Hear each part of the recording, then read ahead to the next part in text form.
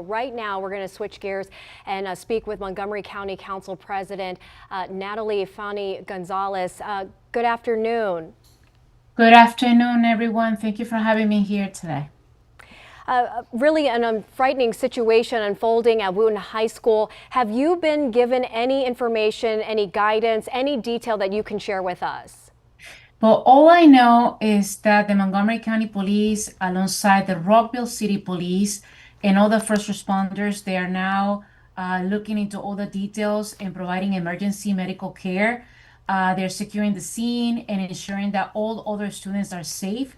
That's all I know, and I know that you're reporting on this. There's going to be a press conference put together by the Rockville City Police Department alongside the county pretty soon. I don't know the exact time, but I was told that it will happen in the next few minutes.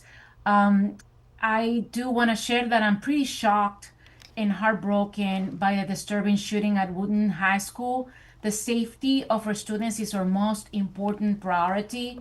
And with the police investigation underway, it is paramount that we remain focused on addressing the gun violence in our community. Guns have no place in our schools, and I look forward to a complete investigation report from the Rockville City Police and the Montgomery County Police Department alongside MCPS as well on what happened here. Yeah, Natalie, so with that said, as a leader there in Montgomery County, of course, there are going to be a lot of questions about how this happened, and you mentioned being focused on gun violence. How do you reassure parents and these students who are going to go home tonight and they have questions about the days to come? You know, I thank you for the question. And also as a parent, I have kids in MCPS. I feel very disturbed. I feel, when I say that I'm heartbroken, I mean it. It's not a soundbite. This shouldn't happen in our schools at all. So I look forward to a complete investigation by the police department. I know that the individual who was injured in the shooting, it's okay, and I hope that he recovers or she recovers very soon. I just know that it's an individual, and my hearts and thoughts are with their families and ensuring that everybody is safe. But again, as an MCPS parent, I do feel heartbroken, and I have so many questions to understand what happened here. And I also look forward to the upcoming press conference that I know is going to happen at Wootton High School in the next few minutes to get more information. That's pretty much all I know at this point. Is there anything you can tell us about that student and if any other students witnessed what happened? No, I don't know anything. That's all I know. Okay. And I understand why they don't want to share all those details with me because it's so soon in the investigation, but that's really all I know. So is your understanding that the person who was shot inside the school a student at Wootton High School? And I know that the individual was there, but I don't know exactly what grade, if he's actually a student. But I know that the person is making a full recovery. That's all I know. Okay, full recovery. That's good to hear. Yes.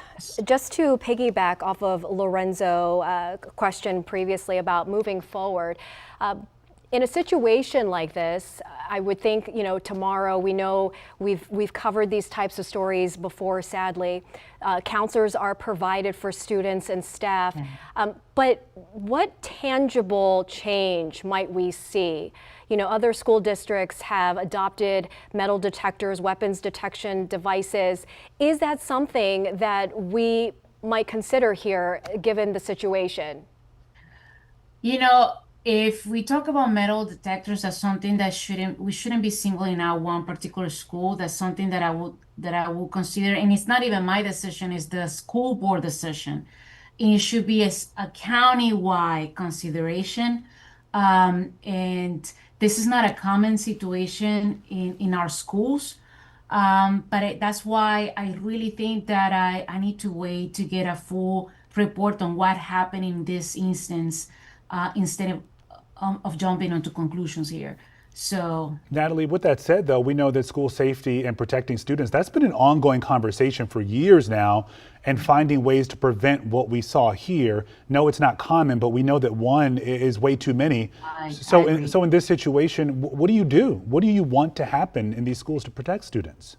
Yeah, I think at the very least, there has to be a community conversation within that particular school, as we have done in other situations.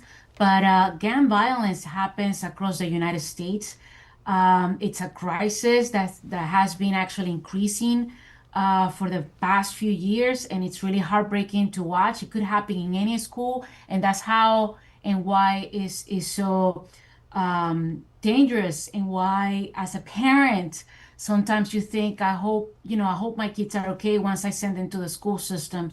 I look forward to a complete investigation on what happened in this particular case, and to have a conversation with the school community and ensure that they have the resources that they need for students to feel safe in their school. At the end of the day, safety is always number one. We cannot expect our students to be, successful in their school if they don't feel safe.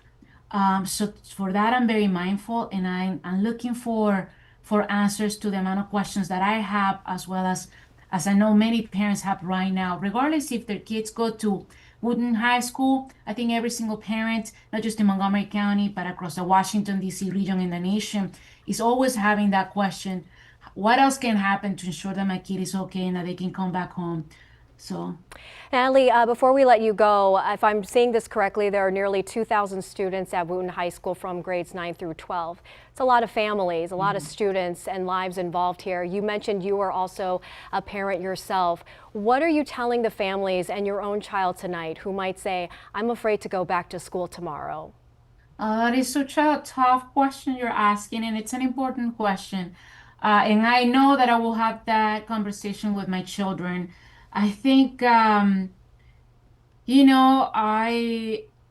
we expect the very best from our school system, and we expect that our kids are safe and that they're not weapons of any type in our schools system. And that's why I have a whole bunch of questions to understand what happened here.